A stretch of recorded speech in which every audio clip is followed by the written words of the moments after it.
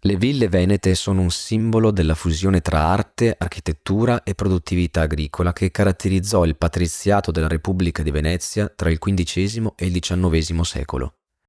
Costruite in tutto il territorio dei domini di terraferma, queste dimore univano eleganza e funzionalità, rappresentando sia centri di gestione agricola sia luoghi di villeggiatura per l'aristocrazia.